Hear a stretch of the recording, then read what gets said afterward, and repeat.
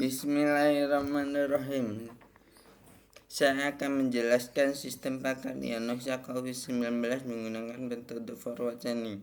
Kelompok 2, Nur Bambang Rianto, Rina Tiga Gusniar, dan Dwi Putra. Di sini ada pendahuluan. 1. Apa itu metode forward chaining? 2. Kelebihan metode forward chaining. 3.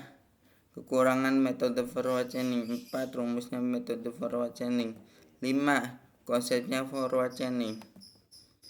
Apa itu metode forward chaining? Metode forward chaining merupakan sebuah metode pelacakan ke depan yang dimulai dari kumpulan berbagai fakta dengan menyusuri kaidah yang cocok dan sesuai dengan sebuah dugaan atau hipotesa yang mengarah pada kesimpulan.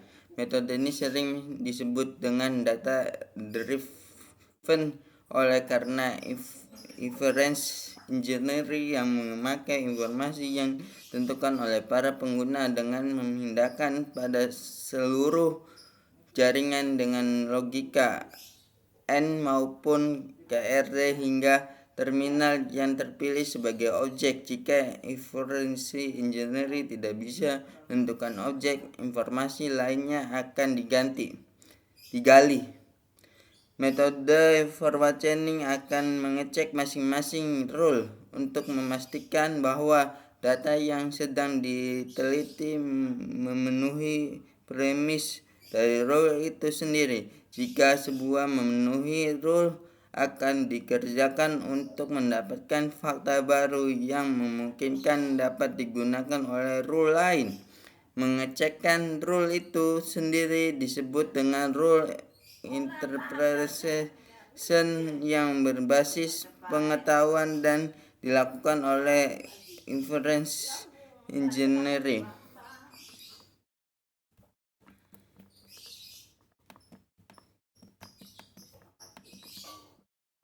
Kelebihan metode forward chaining. Metode forward chaining dapat bekerja dengan maksimal dan dengan baik saat masalah mulai muncul, mulai dari pengumpulan berbagai informasi hingga menentukan sebuah kesimpulan yang dapat ditarik dari informasi itu sendiri. Metode forward chaining menyajikan berbagai macam informasi dari sebuah kecil suatu data yang ada. Di sini saya akan melanjutkan tentang rumus metode forward chaining.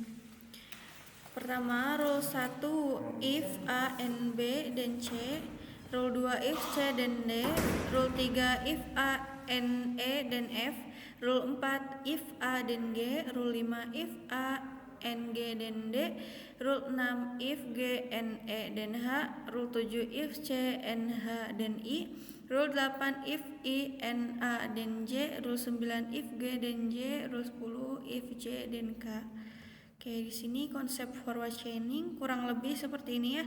Fakta-fakta sub goals kemudian menghasilkan goals. Fakta-fakta sub goals menghasilkan goals.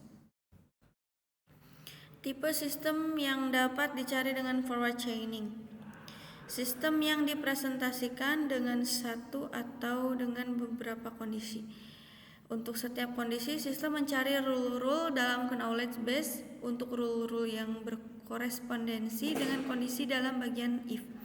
Setiap rule dapat menghasilkan kondisi baru dari konklusi yang diminta pada bagian dan kondisi baru ini ditambahkan ke kondisi lain yang sudah ada.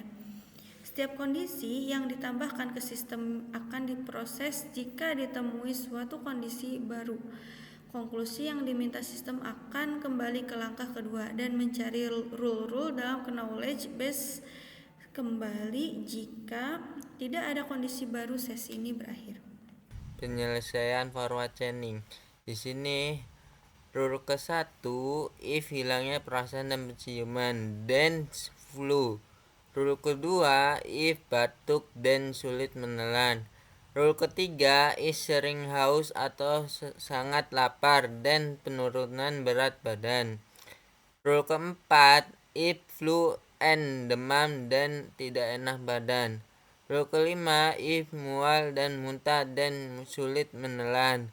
Rule ke-6 is nyeri dada dan sesak nafas. Rule ke-7 if sesak nafas and hilangnya perasaan dan penciuman and tidak enak badan dan COVID-19. Di sini adalah goal dari semua penyakit adalah COVID-19. Fakta dari penyakit COVID-19 adalah hilangnya indera perasaan dan penciuman, demam dan sesak nafas. Fakta baru, flu, tidak enak badan dan COVID-19 itu fakta barunya dapat dari mana? Dari flu rule ke-1 dan rule ke-4 dan rule ke-7. Di sini penyelesaian forward chaining dalam bentuk diagramnya. Sini ada hilangnya indera perasaan dan penciuman, demam dan sesak nafas. Dari hilang indera perasaan dan penciuman masuknya ke flu, demam masuknya ke flu, sesak nafas, tidak enak badan. Dari semua itu masuknya situ menjadi penyakit COVID-19. Kesimpulan dari forward chaining adalah dalam sistem pakar untuk diagnosa COVID-19 memiliki kompetensi besar dalam meningkatkan akurasi diagnosa, efisien proses diagnosa, dan mengambilkan keputusan yang tepat dalam perawatan COVID-19. Sistem ini telah berhasil dikembangkan dengan mengintegrasikan pengetahuan klinis, data pasien, dan algoritma forward chaining. Pengujian klinis telah mengungkapkan tingkat akurasi yang dijanjikan dalam memberikan diagnosa. Di sini adalah penyakit-penyakitnya.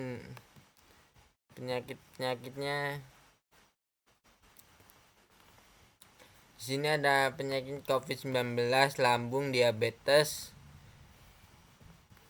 Gejalanya di sini ada hilangnya indera perasaan dan penciuman, batuk, sesak nafas, demam, tidak enak badan, mual dan muntah, sulit menelan, flu, nyeri dada dan sering haus, sangat dan lapar. Pengaturan fakar. Sini COVID-19 hilangnya indera perasaan dan penciuman, sesak nafas dan demam, lambung, mual, muntah, diabetes, sering merasa haus dan sangat lapar, penurunan berat badan dan sering buang air kecil. Di sini diagnosa pasien kita pilih hilangnya indera penciuman, sesak nafas dan demam. Itu termasuk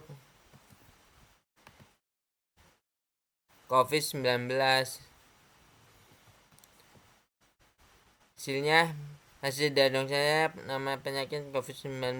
Definisi COVID-19 adalah penyakit akibatkan infeksi virus. Terus dapat menyebabkan gangguan sistem pernapas melalui dari gejala ringan seperti flu hingga infeksi paru-paru seperti pneumonia. Solusinya isolasi mandiri. Terima kasih.